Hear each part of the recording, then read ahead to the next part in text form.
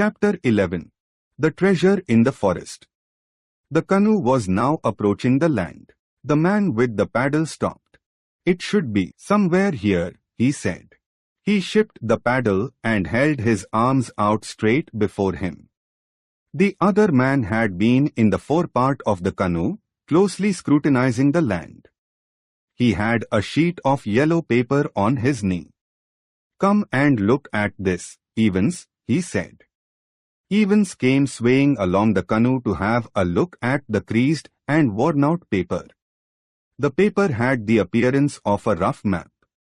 On it, they could hardly make out the outline of the bay. "Here," said Evans, "is the reef, and here is the gap. This curved and twisting line is the river, and this star is the place. You see this dotted line," said the man with the map.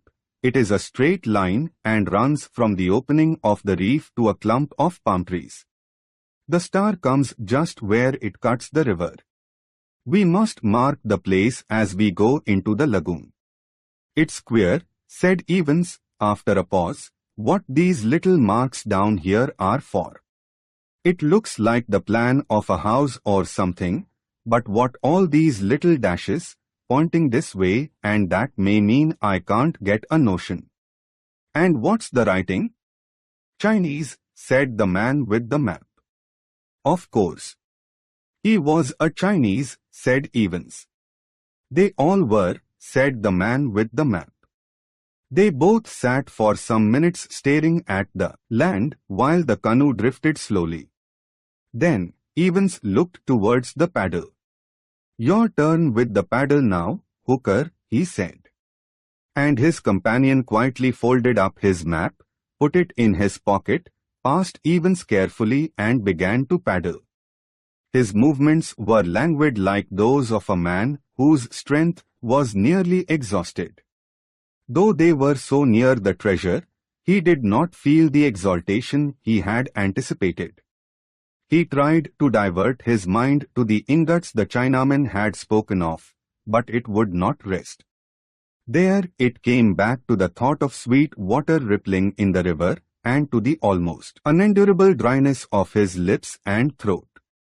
The rhythmic sound of the sea upon the reef was becoming audible now, and it had a pleasant sound in his ears. Gradually, he began to doze. He was still dimly conscious of the island, but a queer dream interwove with his sensations.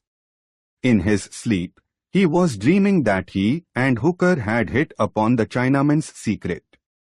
He saw the moonlit trees, the little fire burning, and the black figures of the three Chinamen. He heard them talking together in English. Fragments of the conversation were inaudible, and fragments incomprehensible. All that he could conclude from their conversation was that Chang Hai had reburied the ingots which had been hidden for 200 years. He buried the treasure single-handedly but very safely. Evans' dream then abruptly became very unpleasant, as they will do at times in dreams. He had Chang Hai's pigtail in his hand, and Chang Hai gibbered and threatened him. He saw in his dream heaps and heaps of gold, and Chang Hai intervening and struggling to hold him back from it. Then, the bright heaps of gold turned to a roaring furnace, and a vast devil, surprisingly like Chang Hai, but with a huge black tail, began to feed him with coals. They burnt his mouth horribly. Another devil was shouting his name, "Evans, Evans, you sleepy fool." He woke up. They were in the mouth of the lagoon. "There are the three palm trees. It must be in a line with that clump of bushes," said his companion. "Mark that. If we go to those bushes and then strike into the bush in a straight line from here, we shall come to it when we come to the stream." They could see now where the mouth of the stream opened out. At the sight of it, Evans revived. "Hurry up, man," he said, "or I shall have to drink the sea water." He turned almost fiercely upon Hooker. "Give me the paddle," he said. Then they reached the river mouth. A little way up, Hooker took some water in the hollow of his hand, tasted it and spat it out. A little further he tried again. "This will do," he said, and they began drinking eagerly. "Curse this," said Evans suddenly. "It's too slow." And, leaning dangerously over the forepart of the canoe, he began to drink up the water with his lips. Finally, they made an end of drinking, and running the canoe into a little creek, they were about to land among the thick growth that overhung the water. "We shall have to scramble through this to the beach to find our bushes and get the line to the place," said Evans. "We had better paddle round," said Hooker. So, they pushed out again into the river and paddled it back down to the sea, and along the shore to the place where the clump of bushes grew.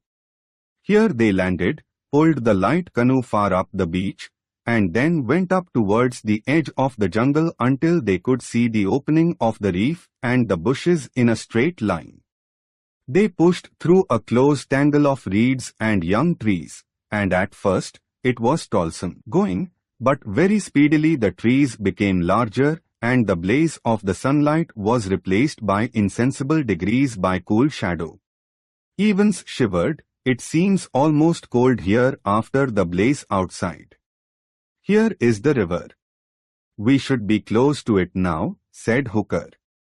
The vegetation was thick by the river bank. Great plants, as yet unnamed, grew among the roots of the big trees. Many flowers and creepers with shiny foliage clung to the exposed stems. On the water of the broad, white pool which the treasure-seekers now overlooked there floated with big oval leaves and pinkish-white flower not unlike a water lily. Further, as the river bent away from them, the water suddenly frothed and became noisy in a rapid. "Well," said Evans. "We have swerved a little from the straight," said Hooker. "That was to be expected." He turned and looked into the dim cool shadows of the silent forest behind them. "If we beat a little way up and down the stream, we should come to something." "You said," began Evans. "He said there was a heap of stones," said Hooker. The two men looked at each other for a moment. "Let us try a little downstream first," said Evans. They advanced slowly, looking curiously about them. Suddenly, Evans stopped. "What is that?" he said, pointing his finger. Hooker followed his finger. "Something blue," he said. It had come into view as they topped a gentle swell of the ground. Then he began to distinguish what it was. He moved further with hasty steps until the thing had become visible. The thing was the figure of a Chinaman lying on his face. The two men stood staring silently at this ominous dead body. It lay in a clear space among the trees. Nearby was a spade, and further off lay a scattered heap of stones. Close to a freshly dug hole. "Somebody has been here before," said Hooker, clearing his throat. Hooker turned white but said nothing. He moved further towards the body. He saw that the neck was puffed and purple, and the hands and ankles swollen. He shouted to Evans, who was following him slowly. Evans hurried to the hole. Already half exposed by the ill-fated wretch beside them lay a number of dull yellow bars. He bent down in the hole, clearing off the soil with his bare hands, hastily pulled one of the heavy masses out. As he did so, a little thorn pricked his hand. He pulled the delicate spike out with his fingers and lifted the ingot. "Only gold or lead could weigh like this," he said. Hooker was still looking at the dead Chinese man. He was puzzled. "He came here alone, and some poisonous snake has killed him. I wonder how he found the place," he said at last. Evans stood with the ingot in his hands. "We shall have to take the ingots to the mainland and bury them there for a while.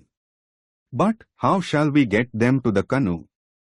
He took his jacket off and spread it on the ground and flung 2 or 3 ingots into it.